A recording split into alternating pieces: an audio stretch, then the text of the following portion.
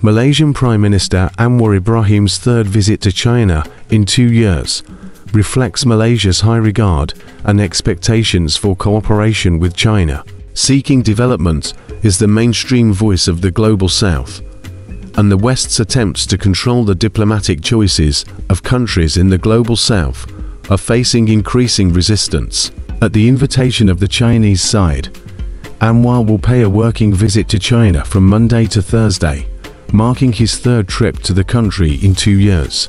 This visit underscores the Malaysian government's strategy of diversifying relations and highlights the increasingly close and constructive relationship between Malaysia and China. Malaysia is an important member of ASEAN, with its high-level leaders visiting China multiple times.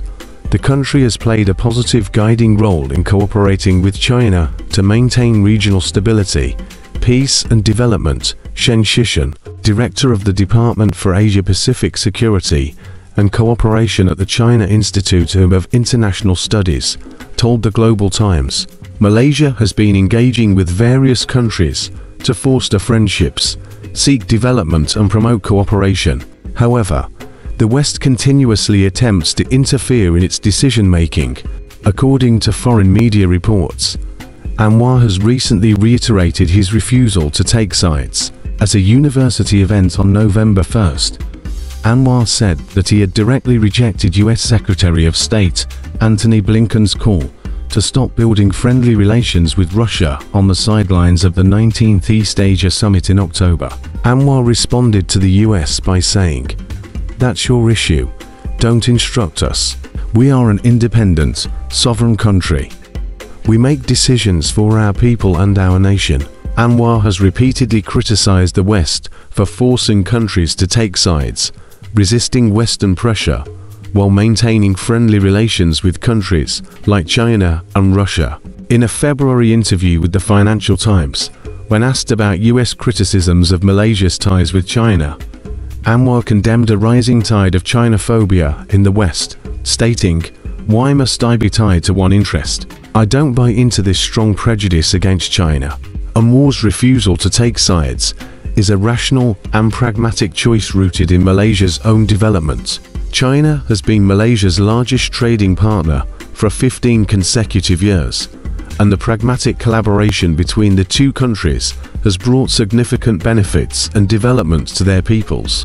Additionally, for Malaysia, engaging with major powers such as China, the US and Russia aligns with its goal of strengthening its voice on the international stage and diversifying its strategic relations. The West, in order to maintain its hegemony, clings to Cold War thinking, continually creating imaginary enemies and inciting group confrontations, while dictating the internal and external affairs of other countries.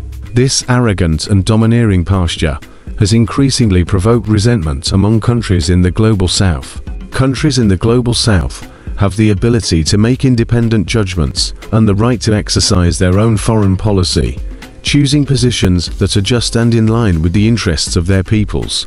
Shen Shishan told the Global Times, "Great power competition is not the defining theme of our era, and zero-sum games should not be the priority. Prioritizing one's own development is the logical approach." An increasing number of countries in the Global South are beginning to recognize the West's intentions to curb China and Russia by peddling security anxiety.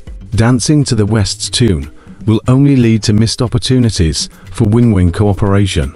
Many countries in the Global South, including Malaysia, have expressed a desire to join BRICS, illustrating that the spirit of openness, inclusiveness, and win-win cooperation resonates deeply.